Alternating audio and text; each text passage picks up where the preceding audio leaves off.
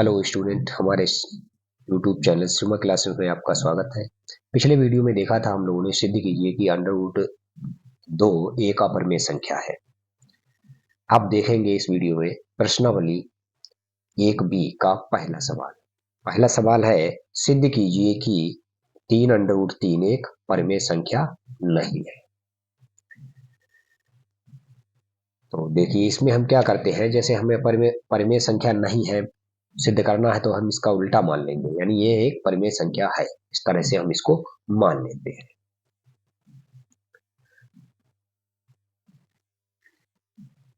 तो यहाँ पे मान लेंगे, माना 3 अंडर रूट 3 एक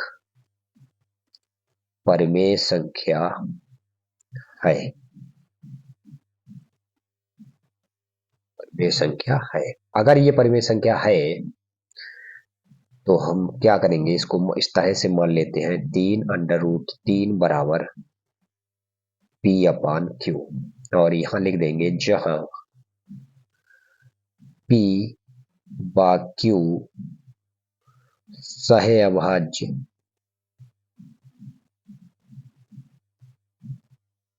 संख्याएं हैं तथा Q बराबर नहीं है 0 के। ये हमने पिछले वीडियो में बताया भी था कि P और Q सहअभाज्य किस तरह से होती है। जो सहअभाज्य संख्याएं होती हैं उनमें उभयनिष्ठ गुणनखंड 1 के अलावा और कोई भी नहीं होता है।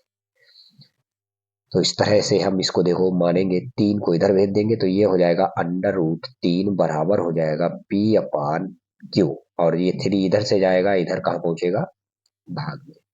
इस तरह से ये हमको मिल जाता है। अब देखिए आगे हम क्या करेंगे, इसमें देखो हमको 3 और P व Q ये सब क्या है, पूर्णांक है, तो इनसे जो संख्या हमें मिलेगी वो परिमेय संख्या होगी। इन कहने का मतलब ये है, चूंकि 3 कामा P व Q पूर्णांक है, अतः ये जो संख्या ये बनी है हमारी P अपान 3Q, ये भी एक परिमेय संख्या होगी। एक परिमेय संख्या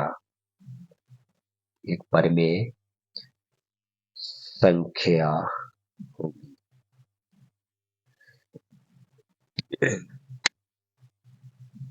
अतः इसलिए अंडर रूट 3 भी एक परिमेय संख्या होगी। लेकिन या परंतु इस तथ्य का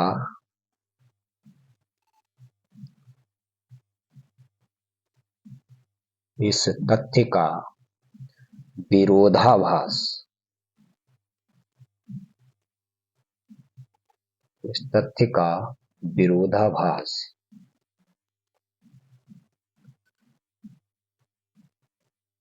प्राप्त होता है कि अंडर रूट 3 एक अपरिमेय संख्या है।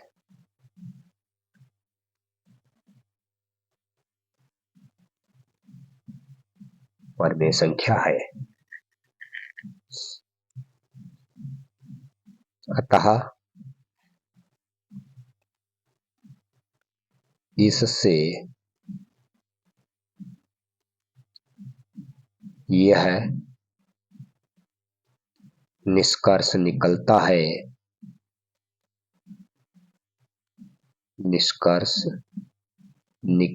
है कि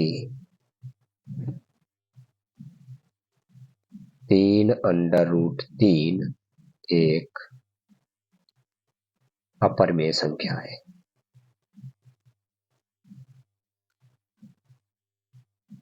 परिमेय संख्या है।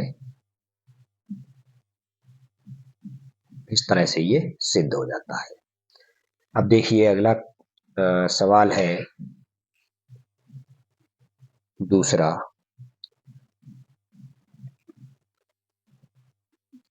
सिद्ध कीजिए कि अंडर रूट 5 एक अपरिमेय संख्या है। हमें ये सिद्ध करना है कि अंडर रूट 5 एक अपरिमेय संख्या है। ये पिछले वीडियो में हमने बताया था कि अंडर रूट 2 एक अपरिमेय संख्या है। बिल्कुल उसी के आधार पर ये हो जाएगा। तो देखिए इसी में इसमें भी हम मान लेंगे, माना अंडर रूट 5 एक परिमेय संख्या है। अपरिमेय सिद्ध करवा रहा है, उसका उल्टा मान लेते हैं। तो यहाँ हो जाएगा अंडर रूट 5 बराबर पी अपन क्यू। जहां लिख देंगे जहां पी व क्यू सह अभाज्य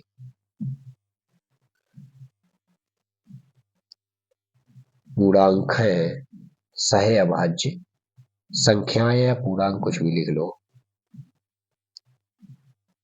तथा क्यू बराबर नहीं है 0 के। तो इसमें फिर से हम क्या करेंगे, दोनों पक्षों का वर्ग कर देंगे, यानी दोनों पक्षों का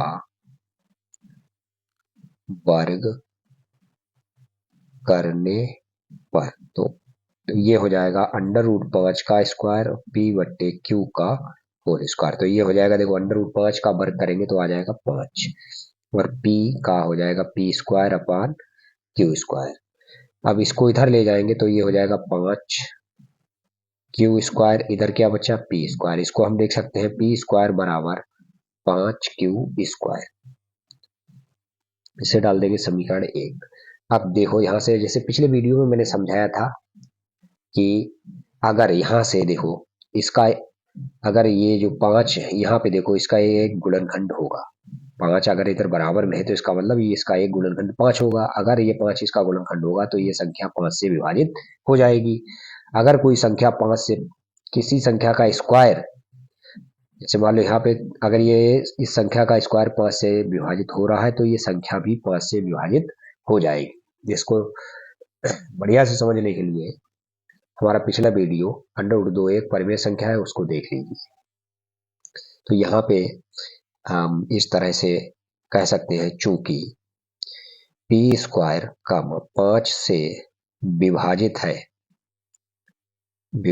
है, इसलिए पी भी 5 से विभाजित होगा। तो यहाँ पे मान लेंगे, माना अगर 5 पी जो है 5 से विभाजित होगा तो 5 तो इसका एक गुणनखंड होगा ही होगा, और आयम अपनी तरफ से मान लेते हैं और ले देंगे जहां आयम एक पूर्णांक है। अगर आयम एक पूर्णांक है तो अब देखो पी का मान उठा के समीकरण 1 में रख देंगे, तो लिखेंगे समीकरण 1 से, तो देखो 1 से क्या हो जाएगा, यानी 5 आयम स्क्वायर बराबर हो जाएगा 5 क्यू स्क्वायर। तो ये 5 का वर्ग करोगे तो हो जाएगा 25 आयम स्क्वायर बराबर, और ये 5 इधर बटे में आ जाएगा और इधर क्या बचेगा हमारे पास क्यू स्क्वायर। तो 5 से काट देंगे 5 25, तो यहां से आ गया, यानी इसको हम लिख सकते हैं क्यू स्क्वायर बराबर 5 आयम स्क्वायर। जिस तरह से हमने पीछे लिखा था कि पी स्क्वायर 5 से विभाजित है तो पी भी 5 से विभाजित होगा, इसी प्रकार से यहाँ क्यू स्क्वायर भी 5 से विभाजित है तो क्यू भी 5 से विभाजित होगा। देखेंगे चूंकि क्यू स्क्वायर 5 से विभाजित है, इसलिए क्यू भी 5 से विभाजित होगा। अब इसका मतलब ये हुआ कि P और Q दोनों 5 से विभाजित हो रहे हैं, इसका मतलब इनका सहअभाज्य गुणनखंड यानी इनमें उभयनिष्ठ गुणनखंड एक 5 है। तो ये सहअभाज्य संख्याएं नहीं है, इसका मतलब हमारे कथन का विरोधाभास प्राप्त होता है। तो हम यहाँ लिखेंगे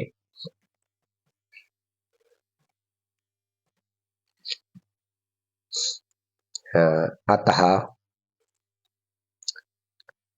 P व Q में कम से कम एक उभयनिष्ठ गुणनखंड 5 है, परंतु उभयनिष्ठ गुणनखंड 5 है, परंतु इससे इस तथ्य का विरोधाभास प्राप्त होता है कि P व Q सहअभाज्य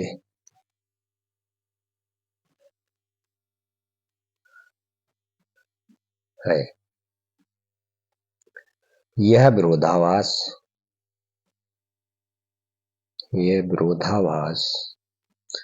हमारी कल्पना की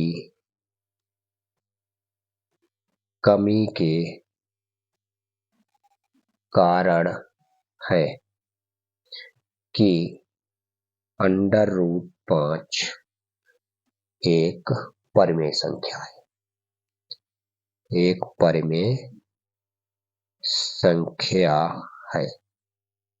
अतः √5 एक अपरिमेय संख्या है, अपरिमेय संख्या है, अपरिमेय संख्या है। इस तरह से हम लोग सिद्ध कर सकते हैं कि √5 एक अपरिमेय संख्या है। अब अगला प्रश्न देखिए क्या है, इसमें एक है √7। तो जिस तरह से हमने √2, √5 सिद्ध किया है, बिल्कुल उसी तरह से √7 भी सिद्ध हो जाएगा। ये होमवर्क में है, क्वेश्चन नंबर आपका 4। ये होमवर्क में ये आप लोग अपने आप पढ़ लीजिएगा। अगर नहीं समझ में आ रहा है तो हाँ कमेंट कीजिएगा, फिर हम उसको बताएंगे। इस वीडियो को यहीं तक रखते हैं और अगले सवालों को देखेंगे अगले वीडियो में। अगर ये वीडियो पसंद आया हो, समझ में आया हो, तो इसको लाइक कर दीजिए, शेयर कर दीजिए, और हमारे चैनल को सब्सक्राइब नहीं किया है तो प्लीज हमारे चैनल को सब्सक्राइब कर लीजिए। धन्यवाद।